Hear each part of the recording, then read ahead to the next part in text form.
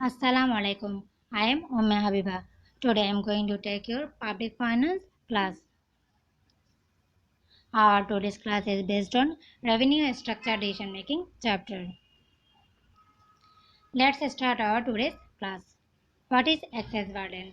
The amount of utility is measured in money that is lost by taxation. Excess burden হচ্ছে ট্যাক্সেশনের কারণে অর্থের পরিমাপে পরিমাপযোগ্য যে পরিমাণ ইউটিলিটি আমরা লস করে থাকি তাই হচ্ছে excess burden. In economics, the excess burden of taxation, also known as the dead cost or dead loss of taxation. ইকোনমিক্সে ট্যাক্সেশন এক্সেস বার্ডেনটাকে ডেডেড কস্ট অথবা ডেডেড লস অফ ট্যাক্সেশনও বলা হয়। ডেডেড loss is a cost to society created by market inefficiency which occurs when supply and demand are out of equilibrium.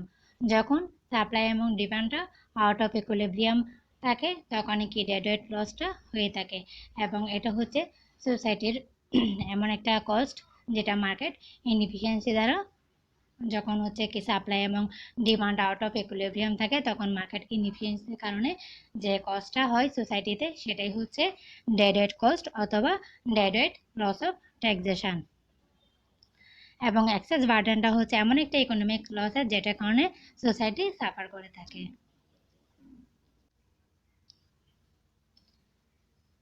Then what are the distributional effect of tax structure? First one, the overall incidence is more important than the effect of single taxes. Single ট্যাক্সের ইফেক্টের তুলনায় হচ্ছে overall যে ইফেক্টটা পড়ে overall যে ইন্সিডেন্সটা আছে তাই হচ্ছে কি অনেক বেশি গুরুত্বপূর্ণ। But introducing progressive taxes may improve regressive system. Progressive tax সিস্টেমটাকে ইমপ্রুভ করার মাধ্যমে প্রগ্রেসিভ ট্যাক্স সিস্টেমটাকে ইন্ট্রোডিউস করার মাধ্যমে রিগ্রেসিভ সিস্টেম অফ ট্যাক্সটাকে ইমপ্রুভ করা যায়। প্রগ্রেসিভ ট্যাক্স হচ্ছে it is a tax in which the tax rate increases as the taxable amount increases.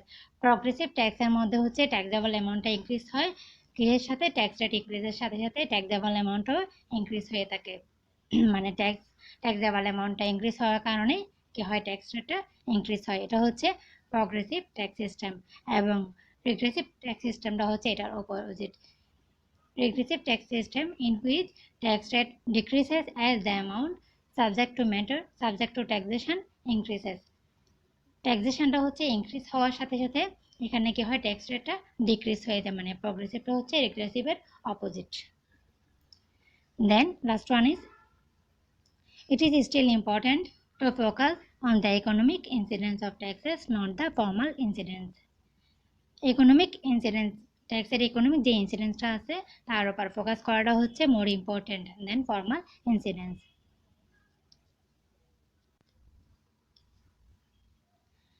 Then impact of government debt on future generation. The idea that government debt are a burden on future generation is not only dominant in the public and political discourse but also consistent with economic perspective. As government debt have to be served or repaid, they are a constraint on future politics. Thus, present debt reduce the future attractiveness of a jurisdiction. This induces future property price to decrease, which is anticipated in today's market and reflected in present property market. Consequently, present debt are a burden not on future generation but on present property owner. Government ডেটটা হচ্ছে future জেনারেশনের উপর একটা effect ফেলে যেটা হচ্ছে শুধুমাত্র public এবং হচ্ছে পলিটিক্যাল দৃষ্টিকোণ থেকে না যেটা হচ্ছে ইকোনমিক পার্সপেক্টিভে একটা ফিউচার জেনারেশনের উপর এফেক্ট ফেলে গভর্নমেন্ট ডেটটা। যেহেতু গভর্নমেন্ট ডেটটা ফিউচার জেনারেশনকে পরবর্তীতে কী করতে হয় রিপেড করতে হয় এটা ফিউচার পলিটিক্সের একটা কি কনস্ট্যান্ট হয়ে দাঁড়ায়। এভাবে প্রেজেন্ট ডেটটা কী করে রিডিউস করে future attractiveness of a jurisdiction. This induces future property price to decrease, যার কারণে হচ্ছে ফিউচার প্রপার্টি প্রাইসটা কমে যায় এবং যেটা হচ্ছে কি টুরিস্ট মার্কেট থেকে আমরা কী করতে পারি অ্যান্টিসিপেট করতে পারি এবং যেটা প্রেজেন্ট প্রপার্টি মার্কেটের মধ্যে অলরেডি কি রিফ্লেক্ট হচ্ছে। Consequently, present debt are a burden not on future generation but on present property owner. এই প্রেজেন্ট ডেটটা হচ্ছে কি একটা বার্ডেন, যেটা শুধুমাত্র ফিউচার জেনারেশন যেটার কারণে সাফার করে না, প্রেজেন্ট প্রপার্টি ওনার যারা আছে তারাও এই ডেটটার কারণে, গভর্নমেন্ট ডেটটার কারণে কি করতেছে, সাফার করতেছে। দেন কিছু ইম্প্যাক্ট আমরা দেখি কি কি ইম্প্যাক্ট আছে। First one, real reduction on income. ইনকামটা কি হয়, ইনকামে রিয়েল রিডাকশন হয়। দেন হচ্ছে কি ওয়েলফেয়ারটা রিডাকশন হয়, দেন লিভিং স্ট্যান্ডার্ডটা রিডাকশন হয়, এবং হচ্ছে ইকোনমিক গ্রোথটা লোয়ার হয়ে যায়, ইকোনমিক গ্রোথ কমে যায়। এগুলো হচ্ছে কি এই ইম্প্যাক্টগুলো ফিউচার জেনারেশনকে ফেস করতে হয় গভর্নমেন্ট ডেটের কারণে।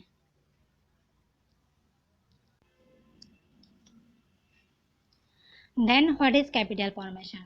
Capital formation is a term used to describe the net capital accumulation during an accounting period for a particular country. Capital formation হচ্ছে একটা কান্ট্রির অ্যাকাউন্টিং পিরিয়ডের নেট ক্যাপিটালের অ্যাকুমুলেশনটাই হচ্ছে ক্যাপিটাল ফর্মেশন, মানে নেট ক্যাপিটাল যা আছে সবগুলোকে অ্যাকুমুলেট করার পরে ক্যাপিটাল ফর্মেশনটা নির্ণয় করা হয়। And the term refers to addition of capital stock such as equipment, tools, transportation asset and electricity. বিভিন্ন ধরনের ইকুইপমেন্ট, টুলস, ট্রান্সপোর্টেশন এসেট এবং হচ্ছে ইলেকট্রিসিটি, এই ধরনের ক্যাপিটাল স্টক সবগুলোকে অ্যাড করে দেন হচ্ছে কি ক্যাপিটাল ফর্মেশনটা নির্ণয় করা হয়। Then process of capital formation. First one is creation of savings. An increase in the volume of real savings so that resources that would have been devoted to the production of consumption goods should be released for purpose of capital formation. Creation of savings মানে হচ্ছে real সেভিংসটাকে increase করতে হবে, যাতে হচ্ছে কি রিসোর্সেসগুলো কী করে consumption গুডের প্রোডাকশনটাকে increase করে, এবং যার মাধ্যমে যাতে হচ্ছে কি ক্যাপিটাল ফর্মেশনটা হচ্ছে কি ক্যাপিটাল ফর্মেশন করার ধারটা হচ্ছে উন্মোচিত হয়, রিলিজড হয়। Second one is mobilization of savings, a finance and credit mechanism so that the available resources are obtained by private investor or government for capital formation.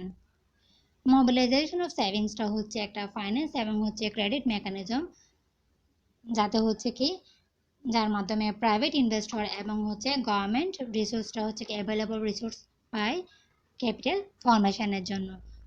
Third one is investment of savings, the act of investment itself so that resources are actually used for the production of capital goods.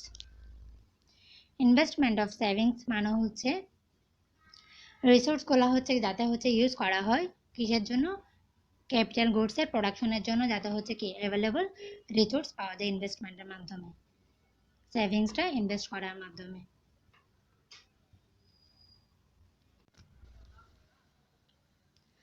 Then what are the distribution of the burden of government finance? First one is benefit principle. Benefit principle argues that through means of financing government supplied goods and services should be linked to the benefits that citizens to receive from government. Benefit principle এর মানে হচ্ছে government financing এর মাধ্যমে যে goods এবং সার্ভিসগুলো supply করে সেটা হচ্ছে লিঙ্কড আপ রাখতে হবে কিসের সাথে, সিটিজেন যে গভর্নমেন্ট থেকে যে বেনিফিটটা পাচ্ছে, যে বেনিফিটটা গভর্নমেন্ট থেকে রিসিভ করতেছে তার সাথে হচ্ছে লিঙ্ক থাকতে হবে গভর্নমেন্ট ফাইন্যান্সিং এর মাধ্যমে যেই গুডস এবং সার্ভিসগুলো সাপ্লাই করে তার সাথে কি লিঙ্ক থাকতে হবে। Second one is ability to pay, taxes must be levied on a person as part of how good that individual can bear the burden. ট্যাক্সেসগুলা প্রত্যেক ইন্ডিভিজুয়ালের উপর এমনভাবে আরোপ করতে হবে যাতে হচ্ছে কি ইন্ডিভিজুয়াল এই বার্ডেনটাকে যাতে হচ্ছে কি বেয়ার করতে পারে, মানে হচ্ছে তার পে করার মতো অ্যাবিলিটি থাকতে হবে।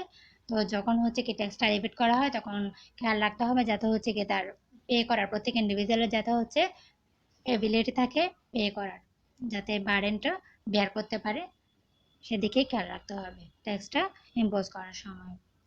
Third one is taxes on business. All taxes formally incident on business will have their final incidence on customers, shareholders and employees like sales tax, profit tax, asset taxes. বিজনেসে হচ্ছে বিভিন্ন ধরনের tax আরোপ করা হয়, যেটা হচ্ছে কি কাস্টমারের উপর হতে পারে, শেয়ার হোল্ডারের উপর হতে পারে, এমপ্লয়িজের উপর হতে পারে, সবার উপর হচ্ছে কি বিজনেসে মানে হচ্ছে যারা যারা ইনভলভ থাকে সবার উপর হচ্ছে কি প্রত্যেকের উপর একটা ট্যাক্স আরোপ করা হয়, যেটা সেলস ট্যাক্স হতে পারে, অর প্রফিট ট্যাক্স হতে পারে, অর অ্যাসেট ট্যাক্স হতে পারে। এই ধরনের ট্যাক্সগুলো হচ্ছে বিজনেসে হচ্ছে আরোপ করা হয় কাস্টমার, শেয়ার হোল্ডার এবং হচ্ছে এমপ্লয়িজের উপর। These are the distribution burden of government finance. Then criteria for evaluating alternative method of government finance. First one, equity. The distribution of the burden of government finance should coincide with commonly held notion of finance on the ability to pay. গভর্নমেন্টের tax distribution বার্ডেনটা ability to pay এর সাথে কী হতে হবে, প্রাসঙ্গিক হতে হবে। Government যে ট্যাক্সটা হচ্ছে কি ডিস্ট্রিবিউট করতেছে ওটা হচ্ছে কি ইন্ডিভিজুয়ালের যে অ্যাবিলিটি টু পে আছে তার সাথে হচ্ছে কি অবশ্যই প্রাসঙ্গিক হতে হবে। Second one is efficiency. The system of government finance should increase revenue with only minimum loss in efficiencies. Government ফাইন্যান্সটা হচ্ছে এফিসিয়েন্সি মিনিমাম লস করার মাধ্যমে রেভিনিউটা ইনক্রিজ করতে হবে। মানে গভর্নমেন্ট হচ্ছে যে ফাইন্যান্সটা করে ওটা হচ্ছে কি রেভিনিউটা ইনক্রিজ করবে এফিসিয়েন্সির মিনিমাম লসের মাধ্যমে। Third one is administrative case. A government finance should be relatively easy to administer in a content manner without excessive cost to collect and employ with taxes. Government ফাইন্যান্সটা হচ্ছে ইজিলি অ্যাডমিনিস্ট্রেট করা যায়, যেখানে হচ্ছে কি কোনো এক্সেসিভ কস্টের দরকার হয় না কালেক্ট করতে এবং হচ্ছে ট্যাক্সটা এমপ্লয় করতে কোনো এক্সেসিভ কস্টের দরকার হয় না, এবং গভর্নমেন্ট ফাইন্যান্সটা ইজিলি অ্যাডমিনিস্ট্রেট করা যায়। That's all for today. Thank you, dear students.